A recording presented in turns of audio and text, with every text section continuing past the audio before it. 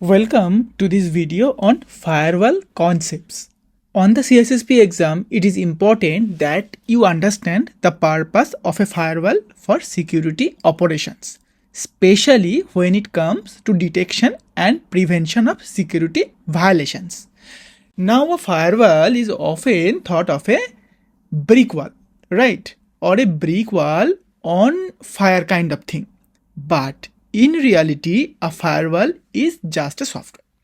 It's software that prevents unauthorized communication between networks. That really it. It's not an appliance. Although it can be installed and deployed as an appliance. It is software, and that's really important to understand. So this name, the name firewall, comes from a physical barrier that's going to prevent or slow the spread of a fire. And this has to do with buildings, vehicles, and so on. So in the case of security, it provides the same exact function. Prevent the spread of unauthorized communication, right? In other words, it controls and filters this communication using a variety of different methods.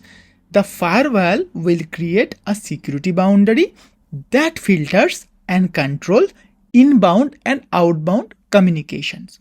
And firewall can permit or deny communications based on the source address, the destination address, the protocol being used, the port number being used, and even the contents of the packet, depending on what kind of firewall you are using. What's important to note here is that firewall will not prevent the sharing of data or the spread of virus or worm. There's other software that can be installed along with the firewall that can do that. But firewall by design are not capable of this type of filtering. Firewall can perform inspection. So this is their main function. They will inspect and analyze the communication packet, the payloads, and compare it to a configured policy. That policy is typically implemented in the form of an access control list. This is the most common way you are going to see a firewall implement security policy. So in this case, if a payload or a packet is found to violate the firewall rules or policy, then the packet will be discarded or dropped. Okay. Now we can deploy this in a variety of ways. We can do host-based firewall, network-based firewall, web-based firewall. There's a lot of different way we can do this.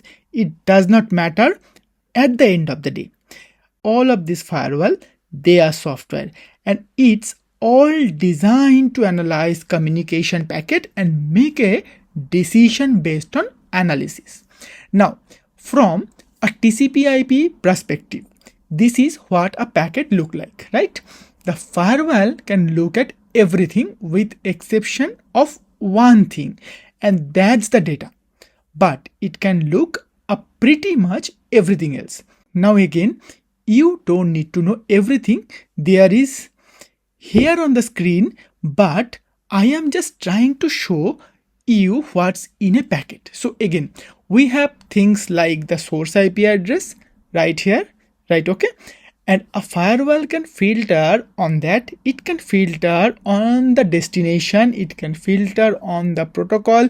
It can filter on the port number, which is going to be contained within the protocol as well, right? There's a lot of different things. You have the header length up here. You have a version. There is a lot of different flags that are here. But at the end of the day, what we are really focused on is pretty much source and destination address and ports and protocol. That's the most common way that firewall will filter information. And to give you a simple example of how this works, let's say we have two networks. one network wants to talk to other using port 80 or HTTP, hypertext transfer protocol or web, right? Let's say they want to connect via port 80. In this case, on this firewall here, we will need to put the following rule to permit the transport layer, right, which is TCP or UDP. In this case is going to be TCP. So we are going to make the handshake. Then we are going to specifically identify what host we want to allow, which is going to be 192.168.1.0, right? And then we are going to allow that port to talk to only one specific host, which is going to be 172.16.1.12. Okay, and then EQ means equal, and that's HTTP. Now, if you have worked with Cisco firewalls, this is exactly what the Cisco ACL would look like. This is their language. Okay, so again, you have to specifically whitelist this traffic to allow that rule set. At the end of the every single access control, there is what called an implicit deny. So even though you don't see it here, everything else will be denied. Once you have whitelisted one item in your ACL, everything else will be blocked from this point forward. Okay, so that's important to know. Now firewall will require the proper configuration, the proper maintenance and management in order to properly do this. Now what if we wanted to deny this traffic? So now in this case, we are going to deny that host from talking to another host using that port number. And again, there will be an implicit deny here, right?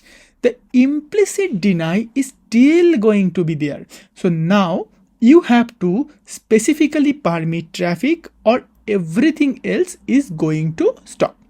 Everything is not going to work. So you see the dilemma with whitelisting and blacklisting, right? So it's very important to understand specifically for the exam, just in case you see a question about it. Okay, so that's how ACL work. Now in terms of deployment, there's certainly a hardware based or appliance based deployment. This is where the firewall software is deployed on dedicated hardware. You will often see like Cisco Firepower, Cisco ASA, Palo Alto, NextGen, Juniper, SRX, a lot of different firewalls, right? Fortinet, all of those different vendors. They all have their own firewalls and a lot of them do a great job. You can deploy this hardware, install them into a rack or an equipment room or whatever you have. You can also virtualize them. Where do you do this? In the cloud? So that's pretty much where you'd do this, where you virtualize using the firewall software and deploy it on a virtual machine or a virtual server. And again, all these different vendors, Cisco ASA, Firepower, Palo Alto, NextGen, Juniper, SRX, pfSense is another virtual firewall, and also Fortinet has their version. You can pretty much virtualize any of these because firewalls are software based, right? So we can deploy them wherever we want. The only downfall is here, hardware has dedicated resources where virtual does not. You are relying on what's being configured for the virtual machine.